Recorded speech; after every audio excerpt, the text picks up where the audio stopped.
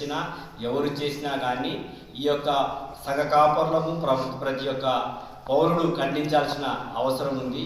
కాబట్టి రాయితోనో రప్పతోనో ఒక ముఖ్యమంత్రిని తుదముట్టించాలనుకోవడము ఇది హేయమైన చర్యగా అభివర్ణిస్తున్నాం. ఎంతోమంది యవనస్తులు రాజకీయాల్లోకి రావాలనుకుంటున్నారు.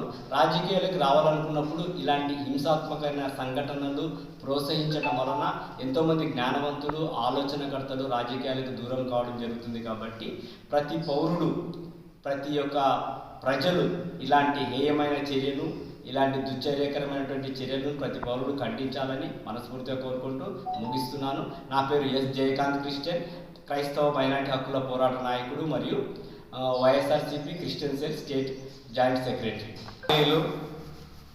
ఆంధ్ర రాష్ట్ర ముఖ్యమంత్రి వైఎస్ జగన్మోహన్ రెడ్డి గారు బస్సు యాత్రలో ఆయన ప్రచారం చేస్తున్న సమయంలో విజయవాడలో 13వ తారీఖు ఆయన మీద దాడి చేయడం జరిగింది. ఈ యొక్క ప్రజాస్వామ్యంలో ఇలాంటి దాడులు చేయడం అనేది హేయమైన చర్య. ఏదైనా ఉంటే రాజకీయంగా ఎదుర్కోవాలి, కానీ ఇలాంటి దాడులు చేయడము అలాగిలా ఈ విధంగా వారిపైన దాడి చేసి అంతమొందించాలనుకోవడము వారి యొక్క అవివేకితనానికి నిదర్శనము. కనుక ఈ యొక్క ప్రజాస్వామ్యంలో ఉన్న ప్రతి ఒక్కరు కూడా రాజకీయాలు శాంతియుతముగా జరిగించాలి తప్ప హింసాత్మకంగా జరిగించకూడదని మేమందరము పాస్టర్స్ తరఫున ఖండిస్తూ ఉన్నాం. ఎందుకంటే జగన్మోహన్ రెడ్డి గారు ప్రజల పక్షంలో ఆయన ఎంతగానో ప్రజా పరిపాలన జరిగిస్తూ ఉన్నారు. ప్రజలకు అనేకమైన సంక్షేమ పథకాలు అందిస్తూ ఉన్నారు.